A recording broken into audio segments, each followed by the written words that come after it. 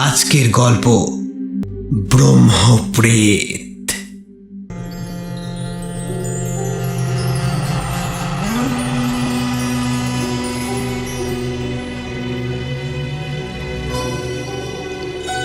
জায়গাটির নাম নবীনগঞ্জ, উত্তর ২৪ পরগনা জেলার একটি গ্রাম।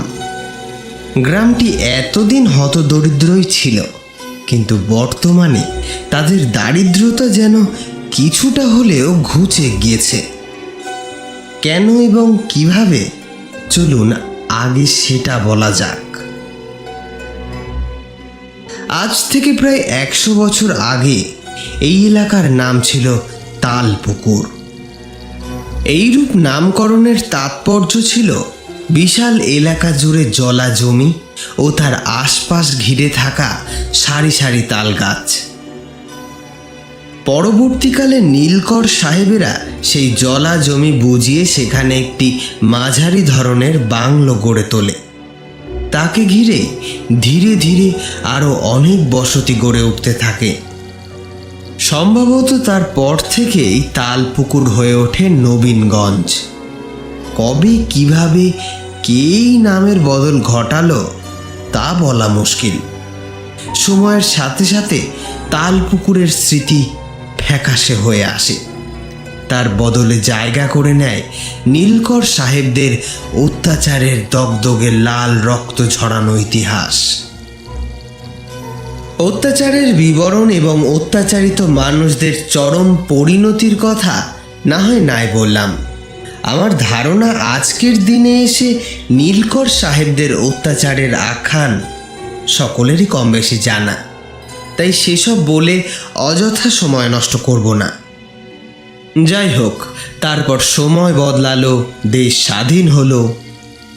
ধীরে ধীরে কালের করাল ঘাতে মাজা ভেঙে দুমড়ে মুষড়ে গেল এককালে অহংকারে মুড়ে থাকা সেই নীলকুঠি।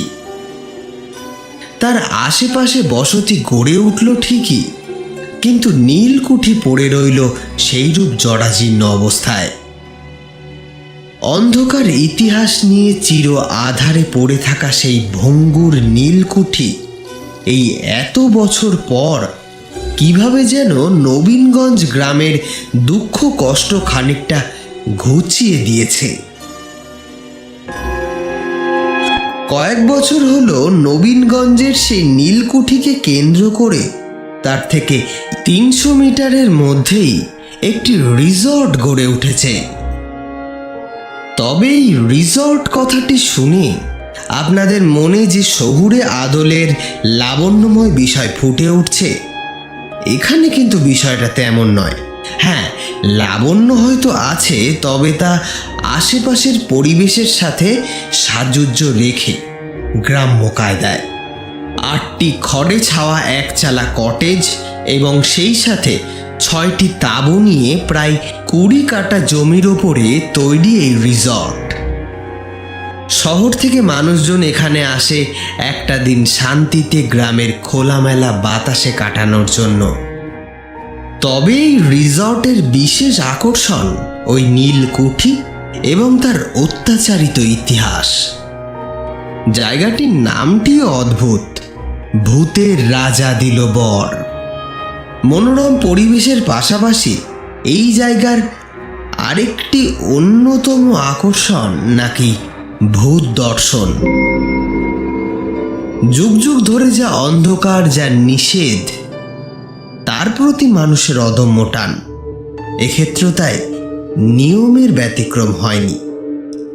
আগন্তুকদের এই স্থানে আসার পিছনে তাই সর্বদাই একটা বড় কারণ হয়েছে ভূত দর্শন। এইভাবে কর্তৃপক্ষের ব্যবসা উত্তরোত্তর ফুলে ফেপে উঠছে, সেই সাথে বাড়ছে গ্রামের মানুষের কর্মসংস্থান। ফলত গ্রামের সদাদখী মানুষগুলোর বুকেও উঠছে আনন্দের ঢেউ। তাহলে এবার নিশ্চয় বুঝতে পারছেন ভূতের রাজা দিল বর নামটি কতটা যথাযথ।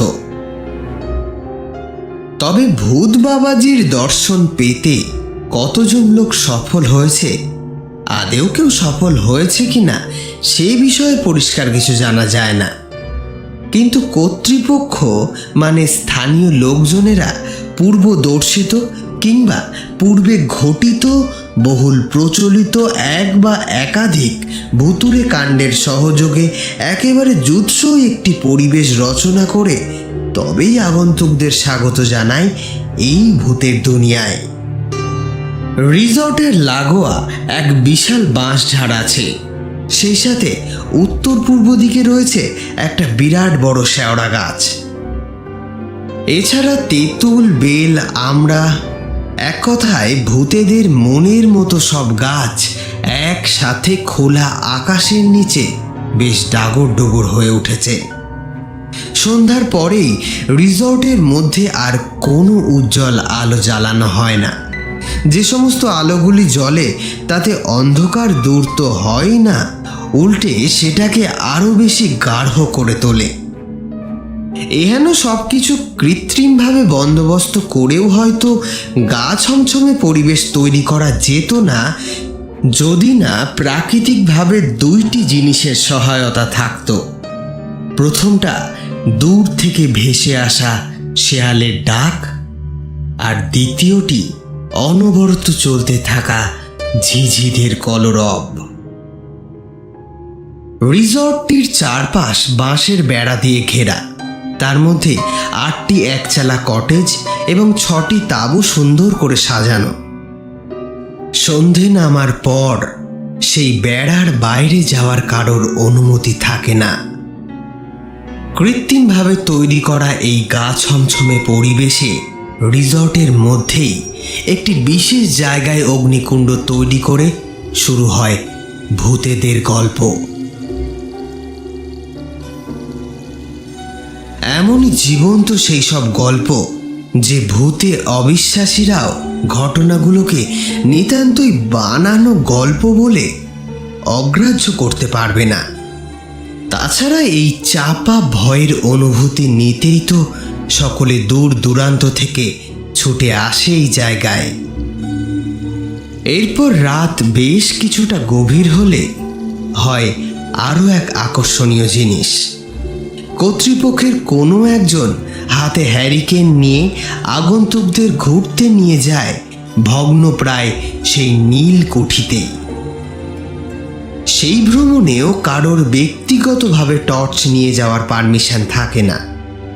অন্ধকারে নীলকুঠির মধ্যে দাঁড়িয়ে চলে আরও এক দফা অশরীরীদের হাড় হিম করা গল্প। এইভাবে ভূতের উপস্থিতি ও ভয়ের গল্পকে কেন্দ্র করে দিন দিন নবীনগঞ্জের নীলকুঠির পসার বাড়তেই থাকে। ঠিক এই বাড়বাড়ন্তের জন্যই খবরের কাগজের এক বিরাট অংশ দখল করে নেয় নবীনগঞ্জের নীলকুঠি। হেডিংটা ছিল কতকটা এইরকম: ভূতের রাজার আশীর্বাদে মুহূর্তে জনপ্রিয় নবীনগঞ্জ। দেশের বিভিন্ন প্রান্ত থেকে মানুষ ছুটে আসছে ভূতেদের সাথে রাত কাটাতে। শোনা যাচ্ছে কেউ কেউ নাকি সাক্ষাৎও পেয়েছে। খবরটা চোখে পড়তেই মেজাজটা খিচড়ে গেল।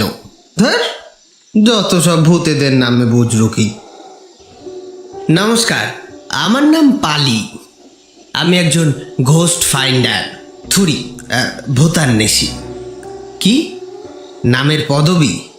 আরে ধুর মশাই, 3 কুল কেন, এই ব্রহ্মাণ্ডের কোনো কুলেই আমার কেউ নেই কুল করার মতো। সোশ্যাল মিডিয়াতে বহুদিন আগে ভেবে চিনতে এই পালি নাম দিয়ে একটা পেজ খুলি। তারপর থেকে মানুষের ভালোবাসা পেয়ে ভাবলাম নামটা তো বেশ ভালোই যাচ্ছে আমার উপর। অগত্যা এই নামটাই রেখে ফেললাম। যাক সেসব, আজকে আর আমার ব্যাপারে বেশি ভাটাবো না। এই বেলায় একটু আমার কাজের ব্যাপারে বলে রাখি। ওই যে বলেছিলাম আমি একজন ভূতান্বেষী, তবে হ্যাঁ, আমার কাজের ধরন কিন্তু একটু আলাদা। কেমন সেটা গল্প শুনতে শুনতেই বুঝতে পারবেন। ছোট থেকে আমার একটা অদ্ভুত ক্ষমতা ছিল। সেটা হলো বিদেহীদের সাথে সরাসরি যোগাযোগ করা। তাদের সাথে কথা বলা, তাদের সমস্যা নিয়ে আলোচনা করা। তবে এই ক্ষমতাটা যেদিন নিজের মধ্যে আবিষ্কার করতে পারলাম, সেদিন একেবারে চমকে গিয়েছিলাম মশাই। হৃদযন্ত্র বন্ধও হয়ে যেতে পারত। নেহাতি জিমে অনেকটা সময় কাটাই, শরীরটাকে ঠিকঠাক রেখেছি, তাই সে যাত্রায় বেঁচে গিয়েছিলাম।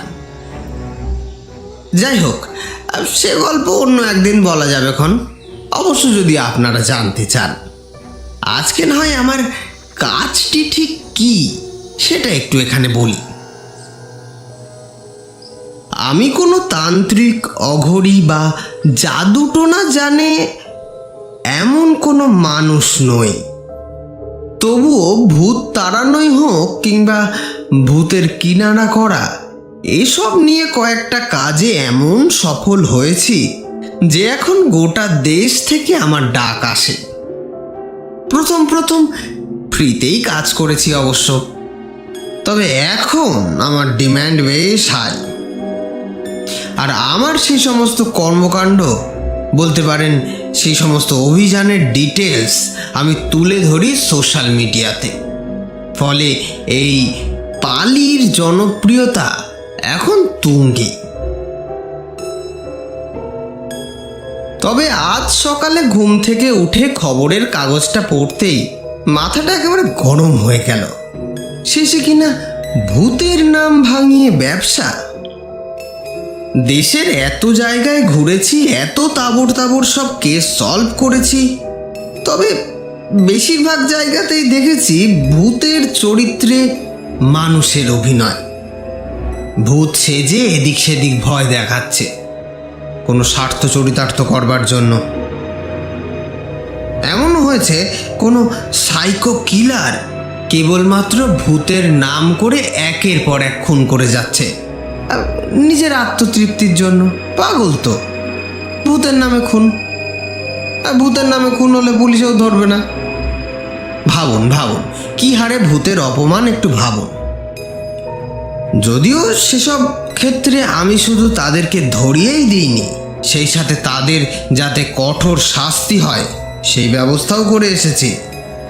তবে হ্যাঁ, কিছু কিছু জায়গায় ভূত বাবাজির দর্শন আমিও পেয়েছি, মানে অনুভূতি পেয়েছি আর কি।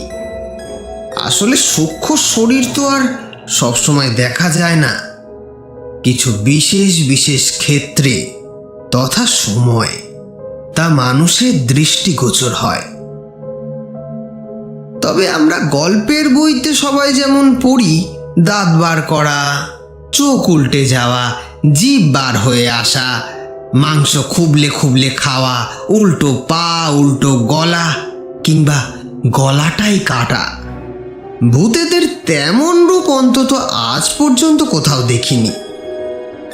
আচ্ছা, এইখানে আমি একটা আমার কাজের গল্প ছোট করে একটু বলে রাখি, হ্যাঁ, তাহলে আপনাদের আমার ব্যাপারে আরও একটু ধারণা হবে। একবার বাঁকুড়ার এক প্রত্যন্ত গ্রামে এক ভূত বাবাজির দেখা আমি পেয়েছিলাম, মানে সচক্ষে। তবে তার কোনো শরীর ছিল না, কেবলমাত্র একটা কালো ছায়া। সেই ঘটনাটাই একটু বলি।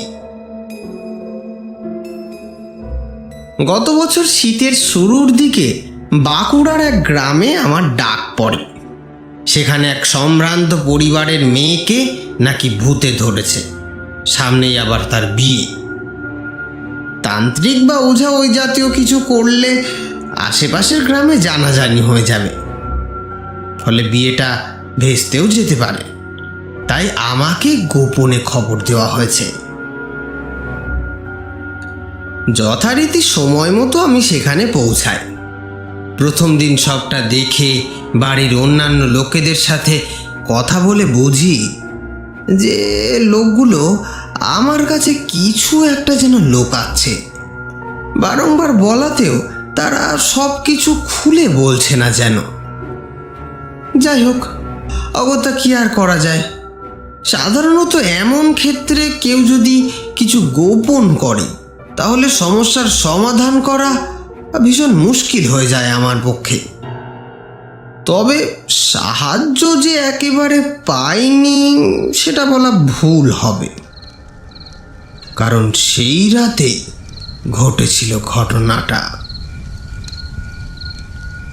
শীত তখনও জাঁকিয়ে পড়েনি, তবুও গ্রামের দিকে রাত বাড়ার সাথে সাথে শীতটাও যেন বেড়ে যায়। সেদিন আবার রাতটা ছিল অমাবস্যার। আমি হালকা একটা কম্বল গায়ে চাপিয়ে সেই বাড়ির বাইরের একটা ছোট্ট ঘরে ঘুমাচ্ছিলাম। হঠাৎ একটা কিসের যেন শব্দে ঘুমটা ভাঙল। চুপচাপ বিছানায় পড়ে রইলাম মরার মতো। অপেক্ষা করতে লাগলাম আবার কোনো শব্দ হয় কিনা সেটা জানবার জন্য। তবে বেশিক্ষণ অপেক্ষা করতে হলো না। আবার শুনলাম শব্দটা, কেউ যেন কাশছে। ভালো করে কান খাড়া করে শুনে বুঝলাম ঘরের ঈশান কোণ থেকে আওয়াজটা আসছে।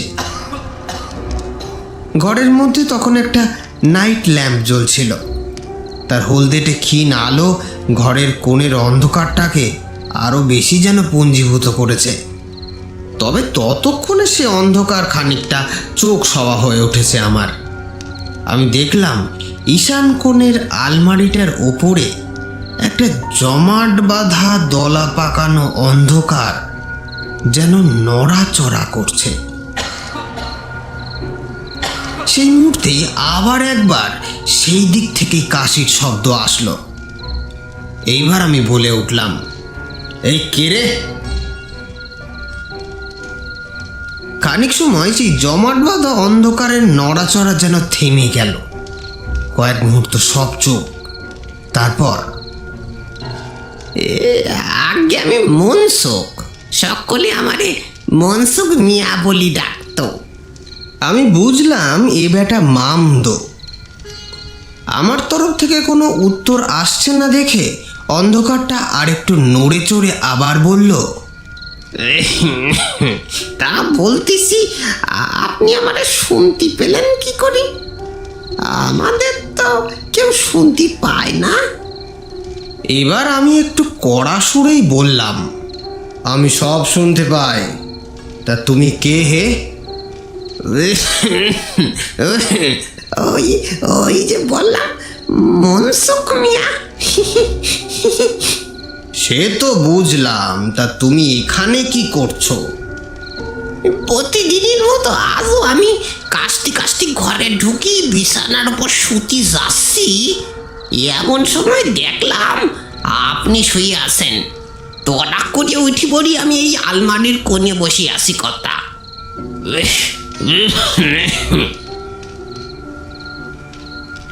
খানিক সময় চুপ থেকে একটু হাসলো, তারপর বলল, আপনি কইলেন আপনি সব শুনতে পান, তাই তো? তাহলে আপনার দুটো মনের কথা কই কথা? মনে মনে ভাবলাম রাতের ঘুম নষ্ট করে শেষে কিনা এক মামদোর মনের কথা শুনতে হবে। যাক, যদি বলে বেটা শান্তি পায় তাহলে শুনি না হয়। বালিশটা খাটের গায়ে লম্বা করে দিয়ে তাতে ঠেস দিয়ে বসলাম। মুখে বললাম, ঠিক আছে বলো, আর কি, শুনি না হয়। কি ধন্যবাদ কথা, ধন্যবাদ। তাহলে বলি শোনেন, অনেক বছর আগের কথা। আমি এই ঘরেই থাকতাম।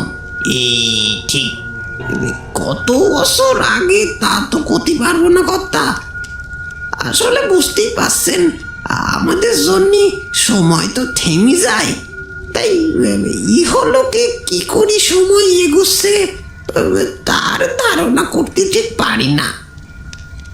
এই এই দেখেন না, আমার সুসলো দাড়ি খান মরার দিন যেরম ছিল একেবারে সেই রঙই হয়ে গেছে, একটুও বাড়িনি। যাকে মেলা বাজে বকতেছি, বলেন কথা। এইবার আসল কথায় আসা যাক।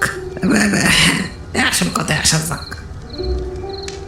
এই বাড়ির মানুষের একদম ভালো না কথা। এদের কোনো মনই নেই, হৃদয় নেই, সব যেন শক্ত পাথরের মতো। আমি সবে মারা গেলাম, তারপরে ওরা আমার ছেলেরে এই বাড়িতে কাজে রাখলো ঠিকই, কিন্তু ওরা ভালো চোখে দেখতে পারতো না। শুধুমাত্র মুসলমানের বেটা বলে ওরে একরকম এক ঘরে করে রাখতো। এই পর্যন্ত শুনে আমি বললাম, ও আচ্ছা, এইবার বুঝলাম। তার মানে মেয়েটার ওই রকম হাল তুমিই করেছ কি, তাই তো? মামদো এবার একটু সংকোচ করে কাঁদো কাঁদো গলায় বলল, জি আগে হ্যাঁ কথা, আমি ওর ঘাড়ে চেপেছি। ছি ছি মনসুখ, এটা তুমি মোটেই ভালো করনি। না, একদম উচিত হয়নি। কি করবো কর্তা, বেটারা আমার ছেলেটারে আটকে রেখেছে, ঠিক মতো খেতে দেয় না, ঠিক মতো খেতে দেয় না। ছেলেটা ওর না খেয়ে খেয়ে মরে যাচ্ছে। কেন আটকে রেখেছে কেন? ওই সেই মেয়েটার ঘাড়ে চেপেছি, ও আমার ছেলেটারে ভালোবাসে। হ্যাঁ, এই খুব ভালোবাসে কর্তা। তবে আমার ছেলের কিন্তু কোনো দোষ নেই। সে জানতো সে গরিব, তার উপর আবার মুসলমানের বেটা, তাই সে মেয়েটারে অনেক বাধা দিয়েছিল। কিন্তু কর্তা, ওই মেয়েটার ভালোবাসায় এতই জোর ছিল যে আমার ছেলেটা আর ফিরাতে পারলো না। বাপ মা মরা ছেলে আমার, আগো। কিন্তু কর্তা, এখন আমার ছেলেটারে ওরা আটকে রেখে অন্য জায়গায় মেয়ের বিয়ে দেবে বলে ঠিক করেছে। তাই তো আরে ওই মেয়ের ঘাড়ে চেপেছি কর্তা, কিছুতেই আমি ওরে অন্য কারোর হাতে যেতে দেবো না।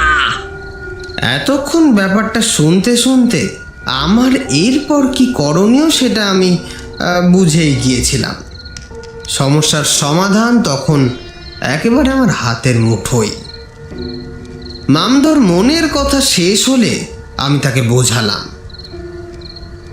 অনেক বোঝানোর পর সে রাজি হলো।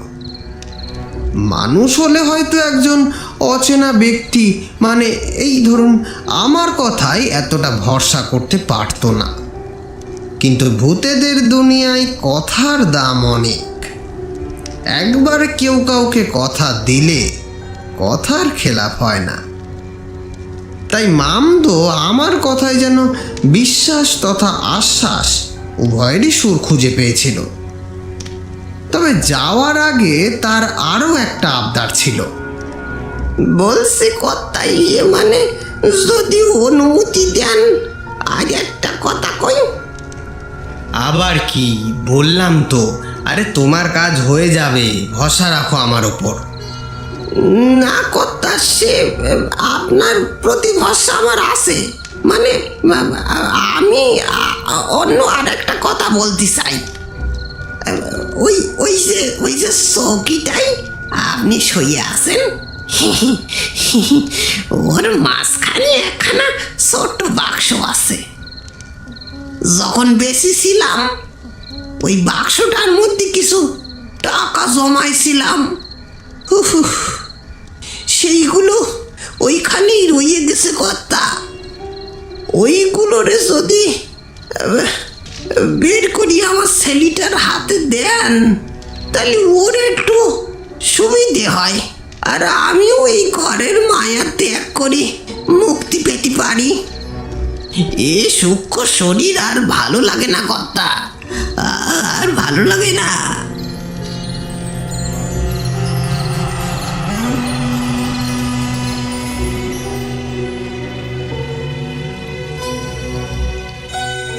যথারীতি পরদিন সকালে বাড়ির লোকেদেরকে এমন ভড়কে দিলাম যে সেই দিনই ওরা মনসুখ মিয়ার ছেলের সাথে বাড়ির মেয়ের 4 হাত এক করে দিল।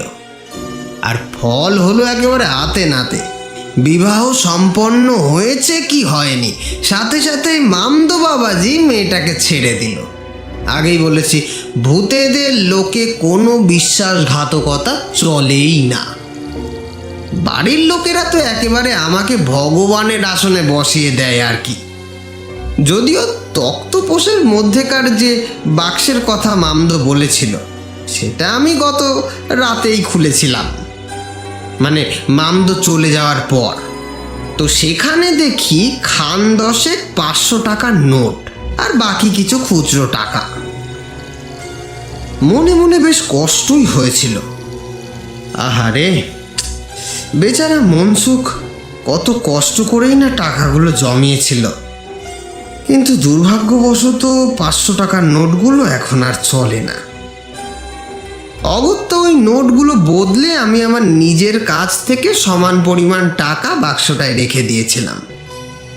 হাতে করে টাকাগুলো নিয়ে মনসুখের ছেলেকে দিতে পারতাম, কিন্তু দিলাম না, পাছে দয়া করছি ভেবে তার আত্মসম্মানে আঘাত না লাগে এই ভেবে। তাই ফেরার আগে তক্তপোষের মধ্যেকার বাক্সের ঠিকানাটা তাকে বলে দিয়ে এসেছিলাম। সাথে এটাও বলেছিলাম যে সেইখানে যে টাকা সে পাবে তার সবটাই তার বাবা জমিয়ে রেখে গিয়েছে তার জন্য। তো এই হলো আমার কাজ এবং কাজের ধরন। যাকগে, অনেকটা সময় বাওয়াল করে দিলাম, তাই না? এবার আসল গল্পে আসা যাক। খবরের কাগজে নবীনগঞ্জের কথাটা পড়ে মাথায় একটা বুদ্ধি খেলে গেল। ভূতের নামে বুজরুকি করে ব্যবসা করা ওদের আমি ঘোচাবো। তো যেমন ভাবা তেমনি কাজ। 2-3টে আলাদা আলাদা অ্যাকাউন্ট থেকে নবীনগঞ্জের গোটা রিসর্টটাই একা বুক করে নিলাম। তো তাও আবার এক বিশেষ দিনে। দিনটি কৃষ্ণপক্ষের 14তম, যাকে আমরা নরক চতুর্দশী বলে থাকি। আমার কাজের আরেকটা দিক হলো আমি আমার সাথে অন্য কাউকে নিতে পছন্দ করি না। অবশ্য তার দুটো কারণ। প্রথমটা, আমার মতো তেমন ঠিক কাউকে পাই না, আর দ্বিতীয়টা হলো সাধারণ মানুষের মাথায় এত বুদ্ধি কোথায় যে আমাকে সাহায্য করবে। তাই যে কোনো অভিযানে একা যাওয়া, নিজের মতো করে কাজ করার থেকে মজা হয়তো আর কিছুতে নেই। যথারীতি মনে মনে সেই নির্দিষ্ট দিনের জন্য তৈরি হতে লাগলাম। দেশের বিভিন্ন প্রান্তে এত কেস সলভ করেছি যে এখন নিজেকে বেশ প্রফেশনাল মনে হয়। তবে মিথ্যে কথা বলবো না, এখনো কোনো নতুন অভিযানের আগে রোমাঞ্চ অনুভব করি না এমনটা কিন্তু নয়। একটু হলেও বুকটা চিনচিন, মাথাটা ঝিনঝিন করে।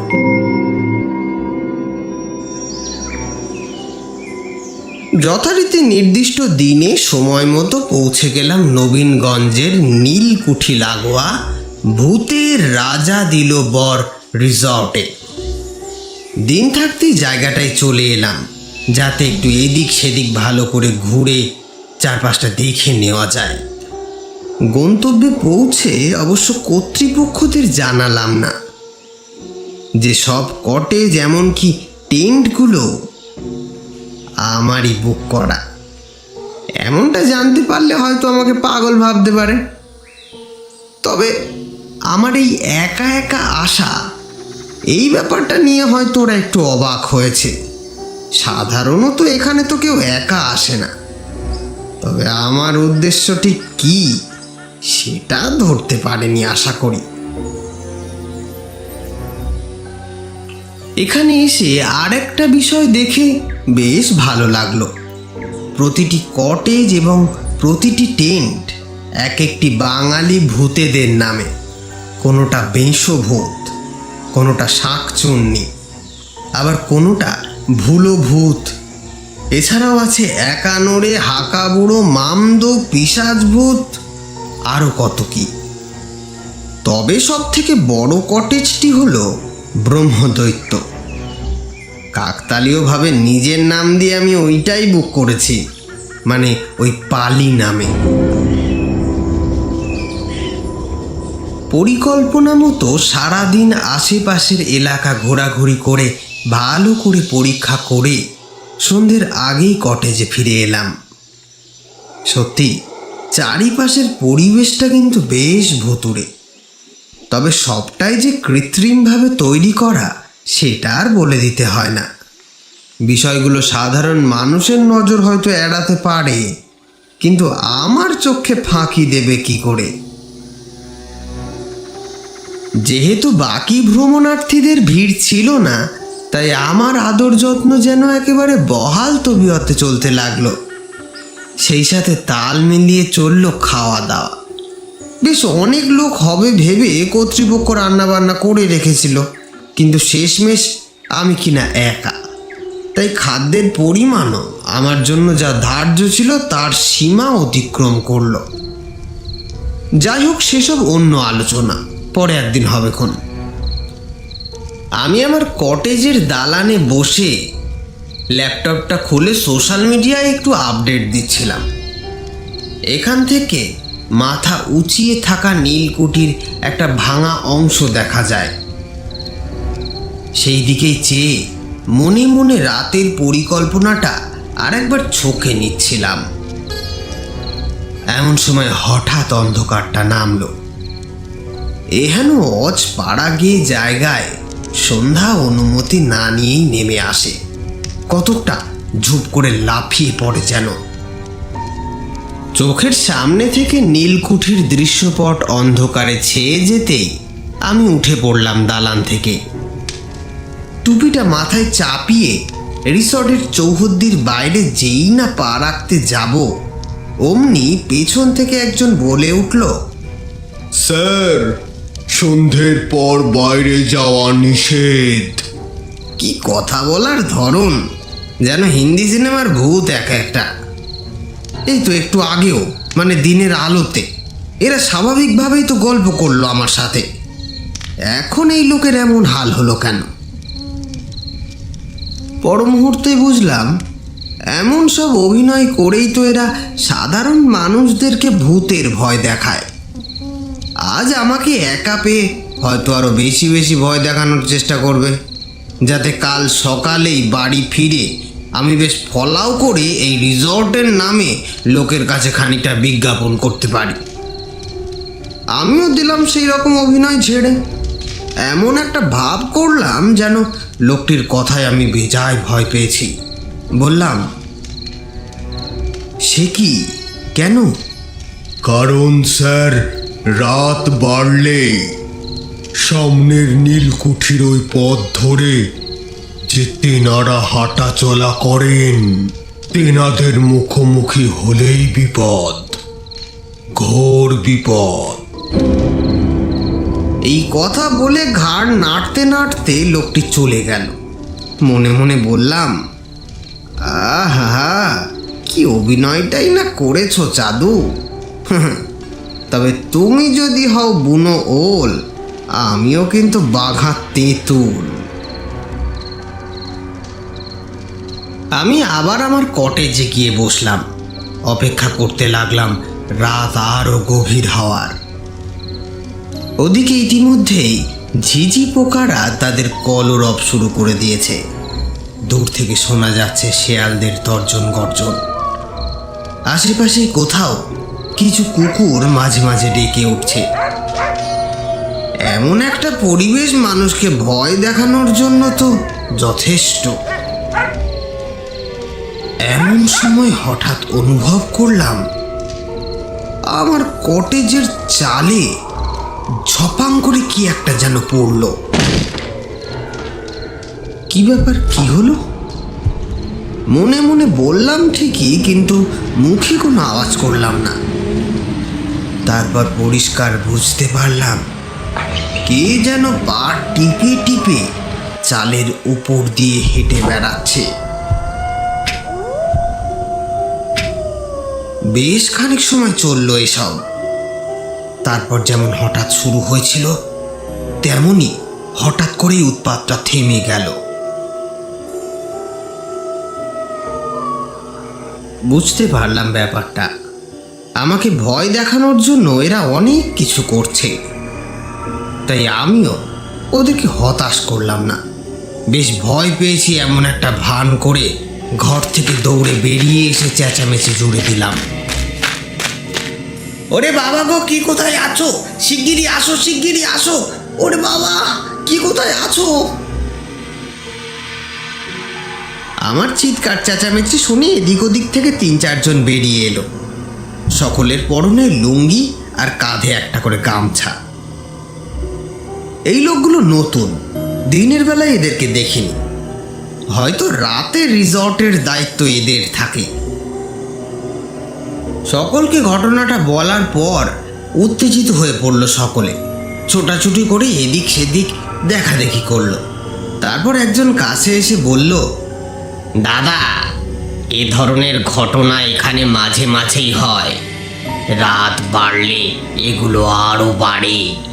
এমন সময় হঠাৎ শুনলাম আওয়াজটা।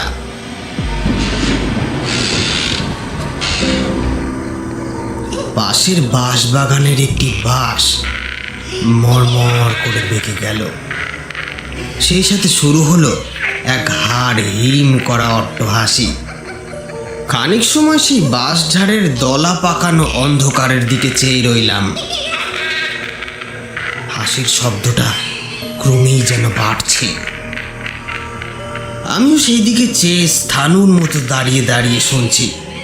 এমন সময় হঠাৎ করে বেঁকে যাওয়া বাঁশটা আবার সোজা হয়ে গেল, সেই সাথে থেমে গেল হাসিটাও।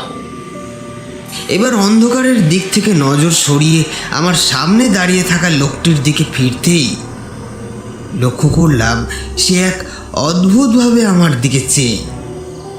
তার দৃষ্টি দেখে মনে হচ্ছে যেন অবাক হয়েছে খুব। হয়তো ভেবেছিল ওই হাসি শুনে আমি ভিড়মি খাবো কিংবা দৌড়ে ঘরে ঢুকে যাব। আমি জিজ্ঞেস করলাম, অমনভাবে কি হাসছে বলুন তো? এই প্রশ্ন শুনে এমন একটা ভাব করলো যেন কি বিশাল অবাক হয়েছে সে। কই দাদা, আমি তো কিছু শুনতে পাইনি। আপনি পেলেন নাকি? হ্যাঁ, এই তো শুনলাম অদ্ভুতভাবে কি যেন হাসছে। এবার সে বেশ খানিকটা গম্ভীর ভাব করে বলল, যাকে বাদ দেন, এইসব শব্দ শুনতে পাওয়া মোটেই কাজের কথা নয়।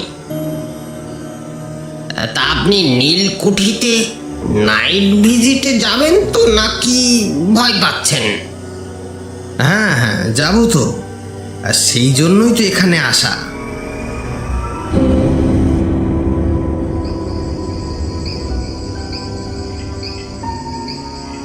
যথারীতি সময় মতো আমি এবং আমার সাথে 2 জন লোক। নিয়ম অনুসারে আমার ব্যক্তিগত টর্চ নেওয়া চলবে না। ওদের হাতে একটা লম্বা টর্চ আছে, যদি প্রয়োজন পড়ে সেটা ব্যবহার করা যাবে। অগত্যা আমিও চললাম ঠিক ওদের কথা মতো। কালো গোছের লোকটি হাতে একটি হ্যারিকেন ও লাঠি নিয়ে আগে আগে চলল, তার পিছে আমি, আবার আমার পিছনে আর একজন। এই লোকের গায়ের রং অপেক্ষাকৃত কম কালো। নিঃশব্দ নিশুতি রাতে মিঠো পথ ধরে আমরা এগিয়ে চললাম।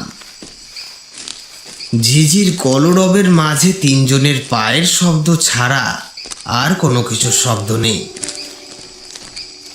হ্যারিকেনের আলোটুকু না থাকলে হয়তো বুঝতেই পারতাম না আদেও আমার চোখ বাঁধা নাকি খোলা। হলদেটে ক্ষীণ আলোয় কোনো রকমে পথ চলছিলাম আমরা। অন্ধকার এতটাই জমাট বাঁধা যে সেই আলোতে 1 হাত দূরের দৃশ্যও পরিষ্কার হচ্ছে না। তবে আমার আগে পিছে যারা চলছে তাদের যেন আলোর প্রয়োজন নেই। এই রাস্তা তাদের হাতের তালুর মতো পরিচিত। ভালো করে খেয়াল না করলে মনে হবে হ্যারিকেনটা বোধহয় শূন্যে ভেসেই এগিয়ে চলেছে।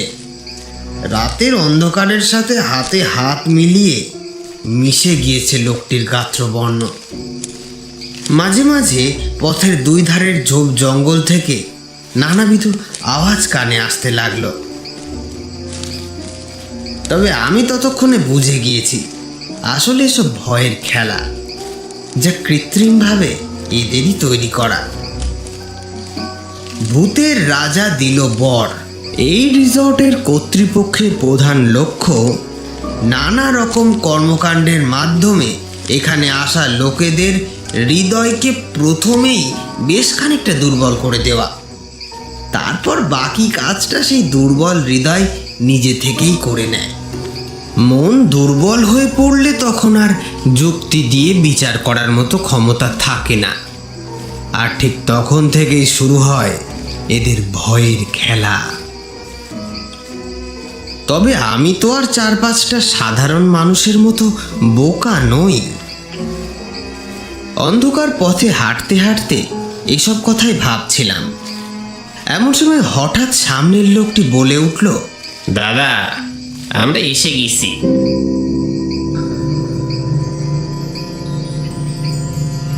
হ্যারিকেন উঁচু করে ধরতেই তার দুর্বল হলদেটে আলো গিয়ে পড়ল ততোধিক দুর্বল ভগ্নপ্রায় নীল কুঠির দেওয়ালে। দিনের আলোয় যতটা স্বাভাবিক লাগছিল, রাতের বেলা কিন্তু নীলকুঠিকে ততোধিক রহস্যময় ও ভয়াবহ লাগছে। দাঁত বার করা ইটগুলো আমার দিকে তাকিয়ে যেন হাসছে। মনে হচ্ছে আমাকে দেখে তারা পরিহাস করতে চায়। ধীরে ধীরে প্রবেশ করলাম ভিতরে। লোকটি এবার আমার হাতে হ্যারিকেনটা চালান করে দিল। তারপর একটা ছোট্ট হাসি হেসে বলল, আপনি এখানে একা একা একটু দাঁড়ান, তাহলে এই নিস্তব্ধতা ভালো করে অনুভব করতে পারবেন। আমরা বরং একটু এদিক ওদিক ঘুরে আসি। আমি ঘাড় নেড়ে সম্মতি জানাতে লোক দুটি যেন বেশ সন্তুষ্টই হলো। সঙ্গে সঙ্গে দ্রুত পায়ে ওরা বেরিয়ে গেল আলোর গণ্ডির বাইরে। মনে মনে বুঝতে আমার আর বাকি রইল না যে এই দুই বেটা এবার নানাভাবে আমাকে ভয় দেখাবে, আর ঠিক তার জন্যই একটু সময় নিয়ে তৈরি হতে গেল। যাক, আজ হাতে নাতে ধরব। অগত্যা আমি আমার অভিনয়টা চালিয়ে যেতে লাগলাম। বেশ ভয় ভয় মুখ বানিয়ে হ্যারিকেনটা চোখের কাছে তুলে ধরে ঘুরতে লাগলাম আশেপাশে। এমন সময় আমার আশঙ্কাকেই সঠিক প্রমাণ করে শুরু হলো উৎপাত। শুনতে পেলাম পাশের কোনো ঘর থেকে লোহার কিছুতে লোহা দিয়ে আঘাত করার মতো একটা শব্দ হচ্ছে। খানিক ভাবতেই বুঝতে পারলাম সিলিংয়ে থাকা লোহার কড়িবর্গাগুলোর ওপর লোহা দিয়ে যেন আঘাত করছে কেউ। আওয়াজটি অনুসরণ করে পাশের করিডোর ধরে হেঁটে গিয়ে প্রবেশ করলাম সেই ঘরে যেখান থেকে আওয়াজের উৎপত্তি। ঘরে ঢুকে ওপরের দিকে তাকাতেই যাব, এমন সময় শুরু হলো আর এক কাণ্ড। চারিদিক থেকে কেউ বা কারা যেন ঢিল ছুটতে লাগলো। মাথা উঁচু করে তাকালেই সোজা মুখে এসে লাগবে ওগুলো। কোনো রকমে নিজেকে বাঁচিয়ে বেরিয়ে এলাম সেই ঘর থেকে। এবার বেশ রাগ হতে লাগলো আমার। মানুষকে ভয় দেখানোর জন্য এরা তাদেরকে আহত পর্যন্ত করতে ছাড়ে না। এ কি ধরনের অসভ্যতা! আমি দাঁড়িয়ে দাঁড়িয়ে এইসবই ভাবছি, এমন সময় পেছন থেকে একটা ঠান্ডা হাত আমার কাঁধ স্পর্শ করলো। দাদা, কিছু অনুভূতি হলো নাকি? শুনতে পেলেন কিছু? চমকে উঠে পিছনে ফিরতেই দেখি সেই রিসর্টের লোক দুটি দাঁড়িয়ে। আমাকে উত্তর দেওয়ার সুযোগটুকুও না দিয়ে হাত ধরে টেনে পাশের একটা ভাঙা থামের ওপরে এনে বসালো। তারপর নিজে থেকেই নীলকুঠির ভয়াবহ ইতিহাস একে একে বলতে শুরু করলো।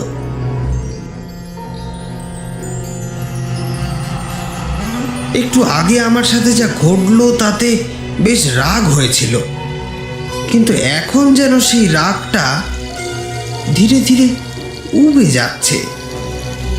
এত সুন্দর করে লোকটা গল্প বলছে, সত্যি গুণমুগ্ধের মতো শুনতে হয়। হাজার নাস্তিকরাও এসব শুনে এই পরিস্থিতিতে ভয় পেতে বাধ্য। আমারই তাই গাটা কেমন শিরশির করছে। তো যাই হোক, কি ছিল সেই গল্প সেটা আজকে আর বলছি না, কারণ সেটা আজকের গল্পের বিষয়ই না। এরপর কি হলো সেটা বলি। আমি তো বিভোর হয়ে গল্পগুলো শুনছিলাম। ঐতিহাসিক গল্প শেষ করে ততক্ষণে বর্তমান নীলকুঠির বিভিন্ন ভৌতিক অভিজ্ঞতার কথা বলছে সে। যদিও আমি জানি এসবই তাদের বানানো, তবুও সেই সন্ধ্যে থেকে যেমন নিষ্ঠার সাথে ওরা কাজ করে চলেছে তা সত্যিই প্রশংসার মতো। আজ আমি একা বলে ওদের কাজে, অর্থাৎ আমাকে ভয় দেখানোর কাজে কোনো খামতি ঘটায়নি ওরা। একবার মনে হলো ভূতেদের নাম করে যদি এদের রুটি রুজি চলে তাহলে ক্ষতি কি, চলুক না হয়। কিন্তু পর মুহূর্তেই মনটা আবার বিদ্রোহ করে বসল। ভূতেদের নাম করে এরা মাঝে মাঝে অনেক বুজরুকিও করে। কিছু একটা খারাপ কাজ করলে বা কোনো অঘটন ঘটলে সেটাও ভূতেদের নামে চালায়। সেটা তো হতে দেওয়া যায় না। অমাবস্যার নিকষ কালো দুর্ভেদ্য অন্ধকারময় রাতে দুইজন মানুষ আর আমি বসে আছি একটা ভগ্নপ্রায় অভিশপ্ত বাড়িতে। উপস্থিত আলোটুকু আমাদের প্রত্যেকের শরীরের একটা বিশেষ অংশকে কোনো রকমে আলোকিত করছে, বাকিটা অন্ধকারেই ঢাকা। কাছে কোথাও একটা রাতচরা পাখি কর্কশ গলায় কি যেন বলে গেল।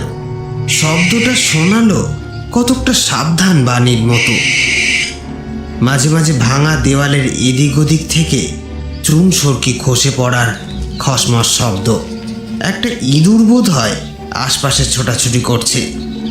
কখনো কখনো ঝোড়ো বাতাস ভাঙা দেওয়ালের ফাঁক ফোকর দিয়ে ছুটে যাচ্ছে অদ্ভুত সব শব্দ করে। লোকটি কিন্তু গল্প বলে চলেছে এক মনে। এই সমস্ত শব্দ তার গল্প বলায় কোনোরূপ বিঘ্ন ঘটাচ্ছে না। আর একজন ঠিক তার পাশে বসে, আর আমি উল্টো দিকের একটা ভাঙা থামের উপর। এমন সময় মনে হলো আমার পিছনের দেওয়ালে কিছু যেন নড়ছে। দেখতে না পেলেও বেশ অনুভব করতে পারছি আমি।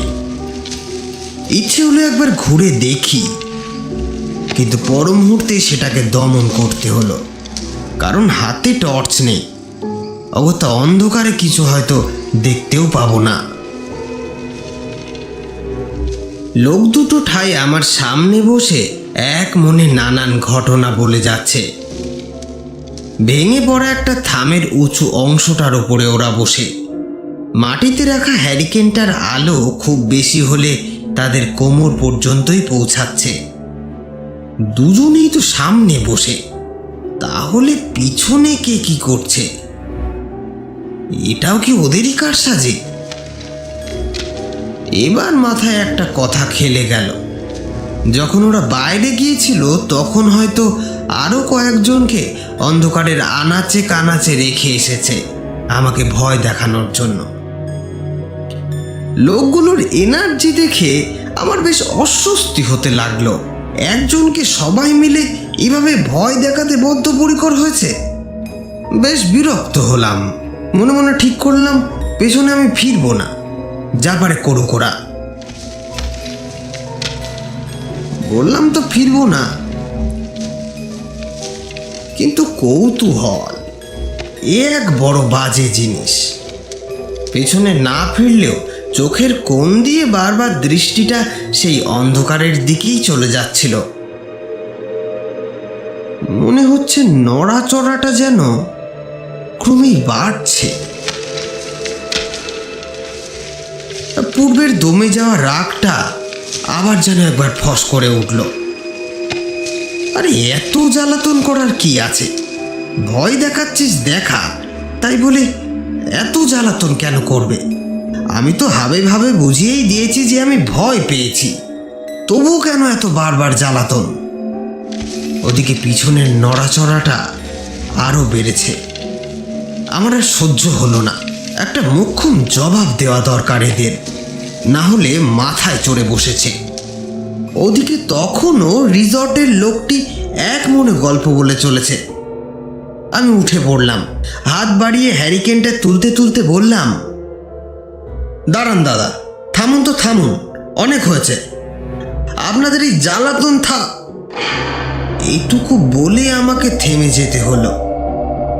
সেই সাথে বিস্ময়ে আমার মুখ একেবারে বিস্ফারিত নেত্রদ্বয় যেন বিদ্রোহ ঘোষণা করেছে বেরিয়ে আসার। বাকি শুধু শির দাঁড়াবে শীতল জলের স্রোত বয়ে যাওয়া। সেটা হয়তো আমার হবে না, তবুও এমন একটা ভয়াবহ দৃশ্য শেষ কবে দেখেছি মনে করতে পারলাম না। স্থানুর মতো দাঁড়িয়ে রইলাম।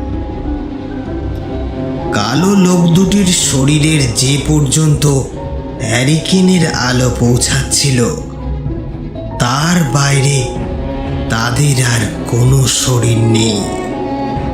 না আছে পেট, না আছে বুক, না আছে গলা, না আছে মাথা। কিন্তু এত সময় আমি নিজের কানে শুনেছি তাদের গল্প। যদিও এখন আর গল্প হচ্ছে না, তার পরিবর্তে কোথা থেকে একরাশ শীতল হাওয়া শরীরের সমস্ত হাড় হিম করে বারংবার এলোপাথারি বয়ে চলেছে। এবার নিজের চোখের সামনেই দেখলাম সেই অর্ধেক শরীর দুটি হাওয়ায় একটু একটু করে মিলিয়ে গেল।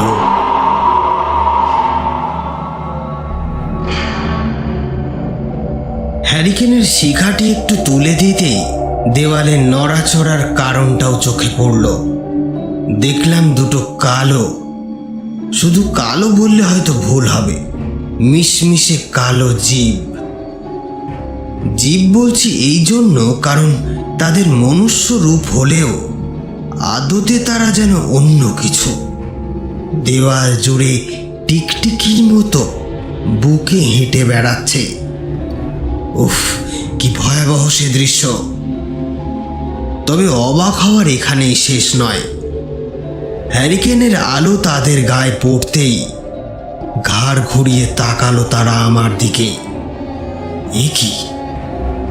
এত সময় যাদের থেকে গল্প শুনছিলাম, এ যে তারা! সম্পূর্ণ 180 ডিগ্রি কোণে ঘাড় ঘুরিয়ে তারা চেয়ে রয়েছে আমার দিকে। নগ্ন কালো শরীর, তার উপরে কেমন পিচ্ছিল স্যাঁতসেঁতে। হ্যারিকেনের স্বল্প আলোটুকুও তাদের গায়ে পড়ে যেন পিছলে যাচ্ছে।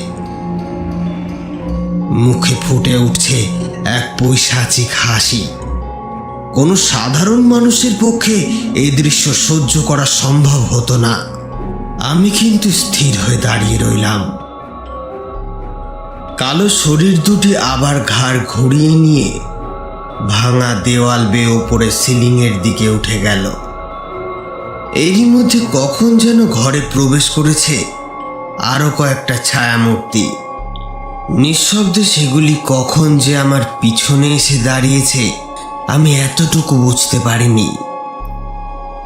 তাদের গরম নিঃশ্বাস আমার ঘাড় স্পর্শ করতেই পিছনে ঘুরে তাকালাম। দেখলাম জমাট বাঁধা কতগুলি কালো অন্ধকার আমার ঠিক পিছনেই স্থির হয়ে দাঁড়িয়ে রয়েছে।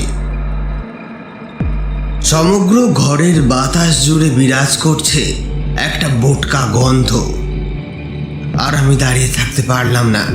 হ্যারিকেন হাতে ছুটে বাইরে বেরিয়ে এলাম। কুঠির সামনেই একটা বড় মাঠ।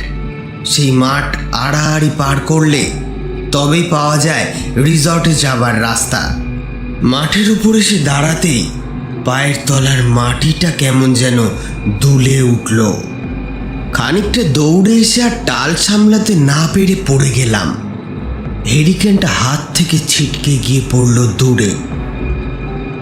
অনুভব করলাম কোথাও এতটুকু শব্দ নেই। অবিশ্রান্ত ঝিঝির ডাক কখন যেন থেমে গিয়েছে। আচ্ছা, বাতাসটুকুও কি বইছে না? কেমন গুমট মতো লাগছে যে। শিশির পড়ে ভিজে যাওয়া মাঠের ঘাসগুলিকে মনে হচ্ছে অস্বাভাবিক রকম ঠান্ডা। সেগুলি আমার শরীর স্পর্শ করতেই কেমন যেন ছ্যাঁকা লাগছে দেহে। এমন সময় দেখলাম সেই দাঁত মুখ বার করা নীলকুঠির সমগ্র ফাঁক ফোকর দিয়ে পিলপিল করে বেরিয়ে আসছে কালো কালো ছায়ামূর্তিরা। ওই যে একটা, দুটো, তিনটে, 10টা, 20টা, আরো আরো অজস্র। ওই তো শোনা যাচ্ছে ওদের কোলাহল, ওদের অট্টহাসি। মুহূর্তে যেন আকাশে বাতাসে ছড়িয়ে পড়ল এক বিষাক্ত গন্ধ। উফ, সে কি গন্ধ! উফ, সাধারণ মানুষের পক্ষে এই গন্ধ সহ্য করা কি সম্ভব হবে? এই সমস্ত কালো কালো ছায়ামূর্তির উপস্থিতি যেন পরিবেশকে দূষিত করে দিয়েছে।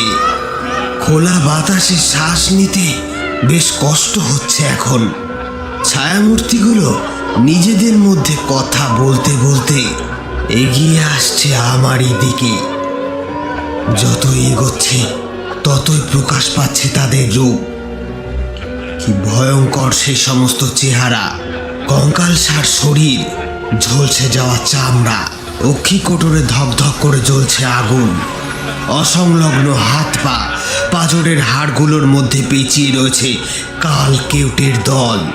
সেগুলোর জিহবা হেলনের সাথে সাথে বেরিয়ে আসছে বিষধর শব্দ। মন্থর গতিতে দল বেঁধে এগিয়ে আসছে আমার দিকে।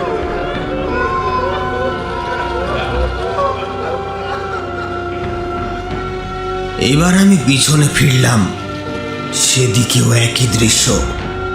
সংখ্যায় তারা অগণিত। তার সাথে যুক্ত হলো আরো এক ভয়াবহ কাণ্ড। মাটি ফুঁড়ে ফুঁড়ে উঠে আসছে আরো রাশি রাশি পিশাচের দল। অদ্ভুত সব দর্শন তাদের। কারো মানুষের মতো শারীরিক গঠন, আবার কেউ কুৎসিত কদাকার এক সরীসৃপের মতো। আকাশ মাটি চারিদিক থেকে তারা ধেয়ে আসছে আমারই দিকে। সাক্ষাৎ শয়তানের দল আজ এই নরক চতুর্দশীর রাতে এই পৃথিবীর মাটিতে উঠে এসেছে। তারা শুধু হিংসা চায়, চায় রক্ত। ভয়ঙ্কর খিদে তাদের। তারা আমাকে ঘিরে ফেলেছে চারিদিক থেকে। আমার থেকে খুব বেশি হলে আর হাত পাঁচেক দূরত্ব। তারপরেই তারা এসে ঝাঁপিয়ে পড়বে আমার শরীরের ওপর, ছিঁড়ে খুঁড়ে খাবে আমায়। ইতিমধ্যে বাতাসে অক্সিজেনের মাত্রাটাও বেশ খানিকটা ঘাটতির পথে। নিঃশ্বাস নেওয়া যায় না। আজ এই ভয়ঙ্কর রাতে যা শুভ, যা পবিত্র, তার সব কিছুই মুছে গিয়েছে। আবির্ভাব ঘটেছে পাতালের বিভীষিকাদের, যার করাল গ্রাসে মুহূর্তে ছারখার হয়ে যাবে এই জগৎ সংসার। এমন সময় অনুভব করলাম শীতল মরা ক্লেদাক্ত পৈশাচিক হাতগুলো আমার শরীর ছুঁয়েছে। সর্বাঙ্গ জুড়ে কিলবিল করে বেড়াচ্ছে তারা। একটা নয়, দুটো নয়, অজস্র অসংখ্য হাত। ভয়ানক স্পর্শ তাদের।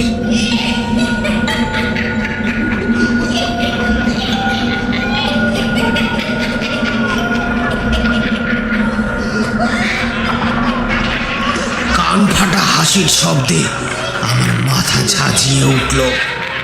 যেন মহা সুখ অনুভব করছে তারা। কিন্তু পর মুহূর্তে সব হাসি থেমে গেল।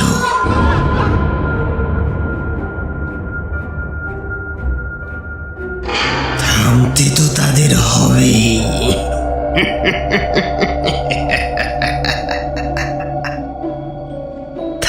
অন্তে তাদের হবেই।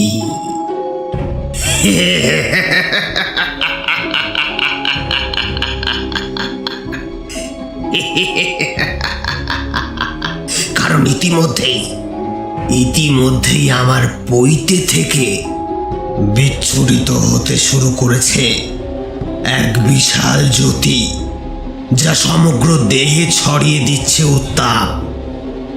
আর সেই উত্তাপে একরকম ছ্যাঁকা খেয়ে ক্লেদাক্ত হাতগুলো সরে যেতে বাধ্য হয়েছে আমার দেহ ছেড়ে। এবার কি হলো জানেন? আমার শরীরটি ধীরে ধীরে এক বৃহৎ আকার ধারণ করতে শুরু করলো।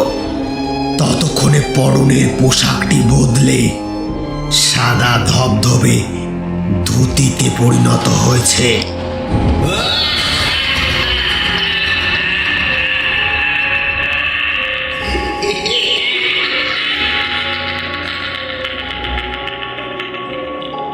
আমার অট্ট হাসি যেন নরকের শয়তানগুলোর হাসিকে গিলে খেলো। মুহূর্তে তাদের প্রতিহিংসায় ভরা দৃষ্টি বদলে গিয়ে সেখানে বাসা বাঁধল ভয়। ব্রহ্ম ব্রহ্ম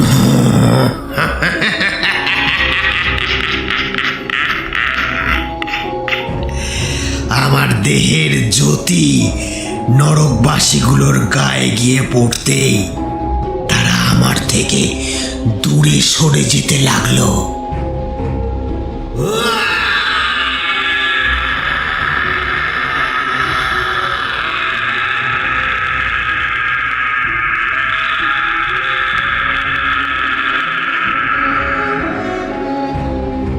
এই হুঙ্কারের সাথে সাথে একটা তরঙ্গ চারিদিকে প্রবল গতিতে ছড়িয়ে পড়ছে এবং আমি দেখতে পাচ্ছি সেই তরঙ্গের আঘাতে নরক থেকে আগত শয়তান কীটগুলোর দেহ শত খণ্ডে টুকরো টুকরো হয়ে ছাই রূপে মিশে যাচ্ছে মাটিতে।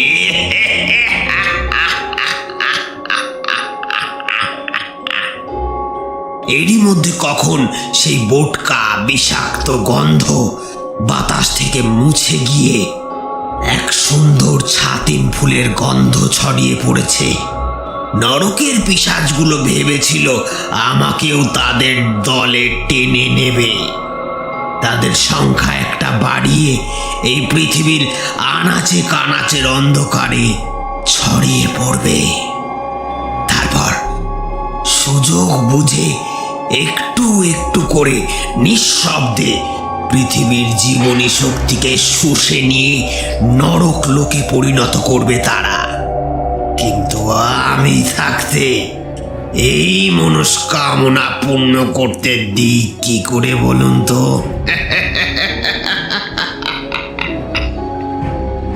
আসলে আমি কে জানেন? আমি হলাম ব্রহ্মপ্রেত।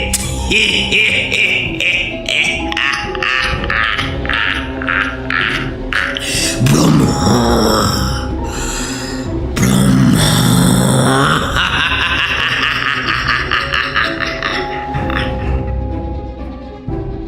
এই সমস্ত নরকের পিশাচদের দমন করার ক্ষমতা আমার আছে আমার। কি ভাবছেন? এতক্ষণ বুঝতেই পারেননি না যে আমি নিজেই ভূত, সাধারণ কোনো মানুষ নই। আমি যে নিজেই ব্রহ্মপ্রেত।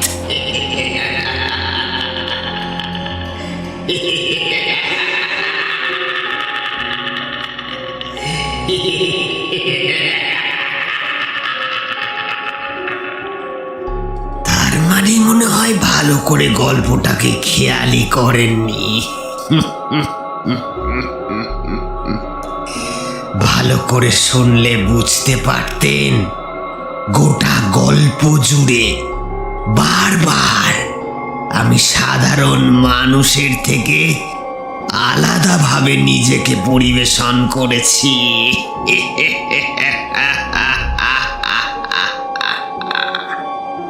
কি বিশ্বাস হচ্ছে না? তাহলে আরেকবার শুনুন না, শুনুন আরেকবার। মনে রাখবেন, ভূত লোকে মিথ্যে কথা বলা যায় না, তাই ভূতেরা সর্বদা সত্যবাদী। আর এই পৃথিবীতে আমাদের মতো ভূতেদের আগমন ঘটে নরকের পিশাচদের থেকে সাধারণ মানুষকে তথা পৃথিবীকে রক্ষা করার হেতু।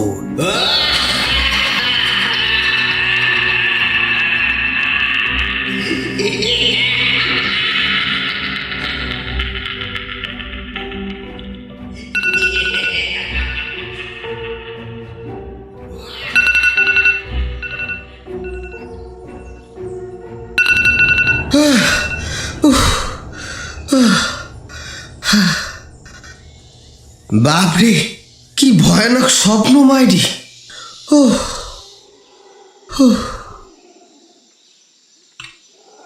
ঘুম থেকে ধরফর করে উঠে বসলো পালি। সত্যি এক ভয়াবহ স্বপ্ন দেখেছে সে। ঘুম জড়ানো চোখ রগড়াতে রগড়াতে উঠে বসলো বিছানায়। কাছে রাখা মোবাইল ফোনটা হাতে নিয়ে দেখল সময় সকাল 7টা। কি মনে হতেই ঘরের একটা বিশেষ দিকে নজর ফেরালো। সেখানে একটা জল চৌকি রাখা, যার উপরে রয়েছে একটি ধবধবে সাদা ধুতি, আর তার পাশে একটা পুরনো দিনের পুঁথি জাতীয় বেশ মোটা লাল রঙের কভারে মোড়া খাতা। পালি বিদ্যুৎ পৃষ্ঠের মতো উঠে পড়ল খাট থেকে। জলচৌকির সামনে গিয়ে খাতাটাকে হাতে তুলে নিল। এমন সময় অনুভব করল তার শরীরে জড়ানো পৈতেটা অদ্ভুত এক উত্তাপ ছড়িয়ে দিচ্ছে সমগ্র দেহ জুড়ে। মুহূর্তে একটা হাসি ফুটে গেল তার মুখে। এবার তার নজর গেল পাশেই মেঝেতে পড়ে থাকা গোল করে পাকানো খবরের কাগজটার দিকে। কাগজটা তুলে খুলতেই প্রথমেই একটা বিশেষ খবরের দিকে নজর আটকালো তার। বলা যায় একটা হেডিং। খবরটা লেখা হয়েছে উত্তর 24 পরগনার নবীনগঞ্জে অবস্থিত এক নীলকুঠিকে নিয়ে।